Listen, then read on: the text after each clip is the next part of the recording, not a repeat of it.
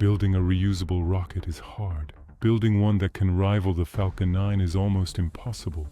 On April 3rd, the Chinese commercial firm Space Pioneer tried to prove they were ready for the big leagues. Instead, they provided the world with another massive fireball. This was the debut of the Tianlong 3, a 72-meter beast that was supposed to be the backbone of China's commercial satellite web. But the physics caught up with the ambition, and $350 million worth of hardware rained back down on the Zhuquan test zone. To understand why this failure hurts so much, you have to look back at June 2024. During a routine static fire test, the Tianlong 3's first stage didn't just fire its engines. It literally ripped through its own steel launch clamps. It accidentally launched itself, flew a few hundred meters, and exploded in a nearby hillside. Space Pioneer spent nearly 2 years and millions of dollars redesigning the structural integrity of that first stage. They reinforced the clamps, swapped the hardware, and finally got it back on the pad this week. But as we just saw, fixing the ground gear doesn't mean you fix the flight. Let's look at the numbers. The Tianlong 3 uses 9 Tianhuo 12 engines.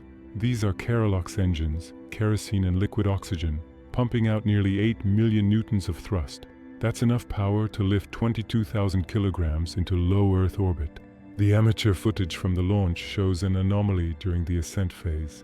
While the official state media report was a short, one-paragraph confirmation of failure, the telemetry suggests a structural or propulsion sink issue. When you have 9 engines trying to throttle simultaneously to mimic a Falcon 9 flight profile, the vibration and heat loads are immense. If just one of those engines fails or the plumbing leaks, the entire 72-meter tube becomes a giant pipe bomb. Why does this matter for us? China is aiming for 140 launches in 2026.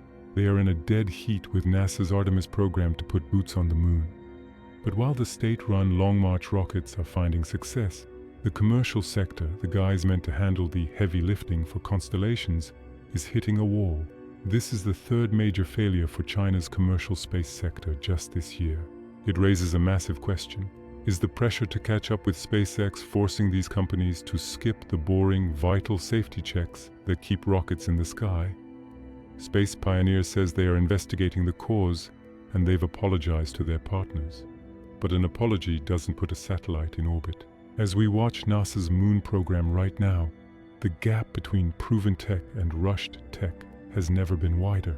What do you think? Is Space Pioneer moving too fast?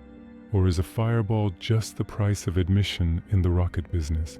Tell us in the comments if you think they need more testing or speed.